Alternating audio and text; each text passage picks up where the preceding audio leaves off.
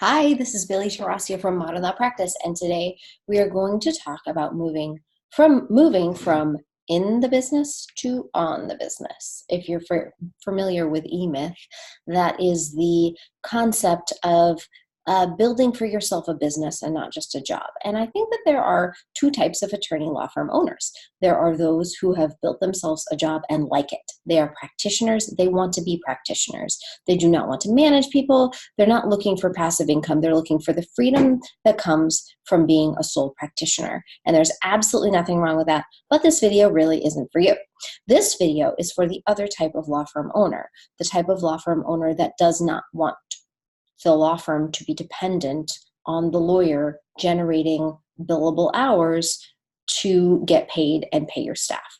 The sad truth for most firms is that the law firm owner is doing more of the work in terms of billable time in addition to everything else, the marketing, the management, the accounts payable, the billing.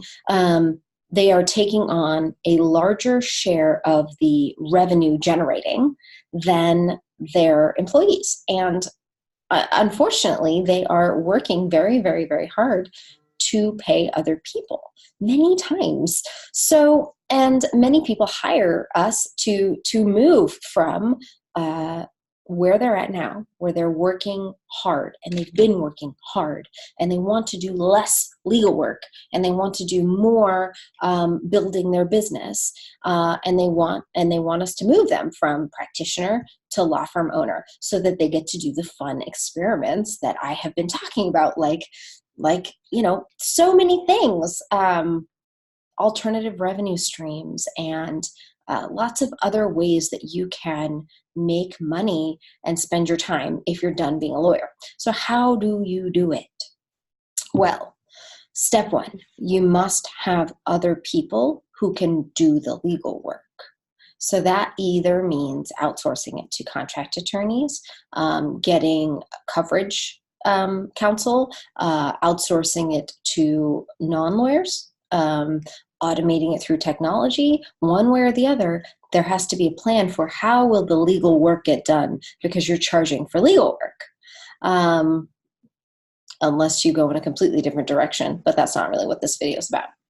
So you have to have a plan for how the legal work gets done. You have to have a quality control aspect so that what you're selling, these other people or technologies or systems can deliver, because each lawyer is selling something different in terms of their essence. And you have to figure out, okay, how do I make my essence still be delivered without me doing everything? And it is absolutely possible, but it's not easy. You need a plan and you need some quality control, and then you have to spend time overseeing the execution.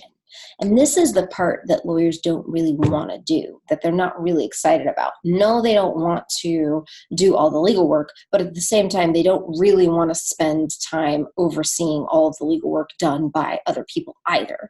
And I get that. I totally get that. But there must be a plan. There must be some way of ensuring that it's working. And you have to develop a system of feedback from your employees and from your clients. So the systematic gathering of communication and feedback from those two people, clients and employees, or it doesn't even have to be employees, it's whoever is executing that legal work for you, is key to your being able to exit your role as the lead generating, revenue generating attorney.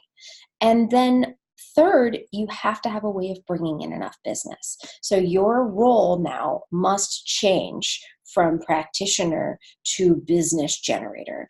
And that could mean that you're the lawyer that does all of the consultations and intakes. I think that that is a very useful role for law firm owners to be playing. It gives you a relationship with every single client that comes in the firm, which is great. And it gives you a baseline knowledge of their case, and it helps you to monitor that case as it moves forward.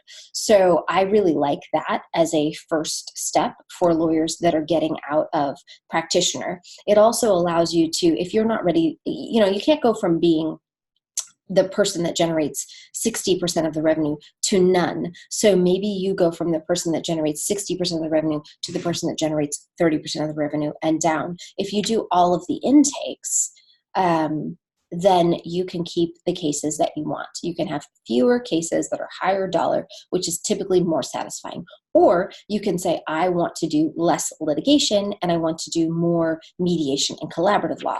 Sitting in that role where you're doing all the consultations is a great opportunity for you to do that. The other thing you must have is a fantastic intake system and intake team. I cannot tell you what a massive difference this has made for my firm. I have the most incredible intake team.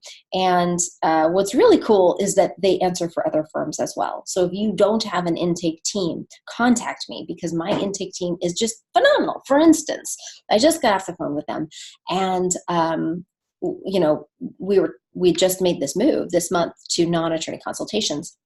And one of my people was saying, we have gotten some pushback on, well, why aren't I meeting with a lawyer? And I hope this is okay. But I told them, hey, we really want our lawyers to be absolutely focused on executing the client work that they have and giving those clients undivided attention and not being interrupted with giving legal advice to people coming in the door, which I thought was just brilliant. And they came up with it on their own. And the numbers, as far as their numbers from lead to schedule, are as high as they could ever be. So if you don't have great people answering your phone, you cannot move from practitioner to scaling. So you have to have an intake system and an intake team. What else?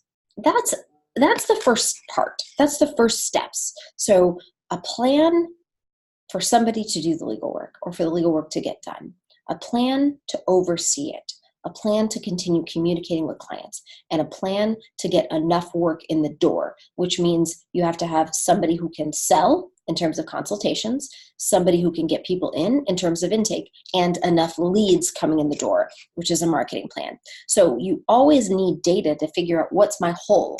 Is my hole at the lead level where I don't have enough leads coming in the door? Is my hole at the intake level where I don't have enough of my leads coming in to meet with me? Or is my hole at the conversion level where people are meeting with me, but they're not hiring with me? So track these numbers. I don't care how you do it. You can write it down on a piece of paper, but track these numbers. And if you have questions, let me know. We love to take lawyers from practitioners to business owners. Don't forget to subscribe, and we'll talk to you soon.